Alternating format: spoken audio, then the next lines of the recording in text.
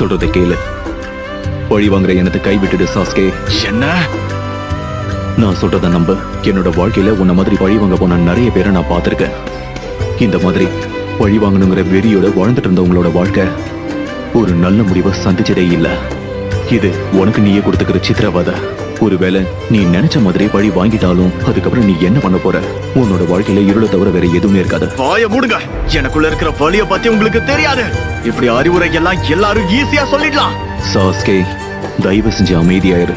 ஒருவேளை உங்க வாழ்க்கையில முக்கியமா இருக்கிற ஒரு ஆளையும் தேடி போய் நான் கொன்னா அப்ப என் வலி என்னன்னு உங்களுக்கு புரியும். அப்பதான் எனக்குள்ள இருக்கிற கோவம் என்னன்னு உங்களுக்கு தெரிய வரும். நீ சொல்றதை என்னால நல்லா புரிஞ்சுக்க முடியுது. ஆனா நீ சொன்ன விஷயத்தை இப்ப உன்னால கண்டிப்பா செய்யவே முடியாது. என் வாழ்க்கையில முக்கியமா இருந்த எல்லாரையும் ஏற்கனவே கொன்னுட்டாங்க. இந்த வழியை பத்தி உன்னை விட எனக்கு தான் நல்லா தெரியும். நானும் இது எல்லாத்தையும்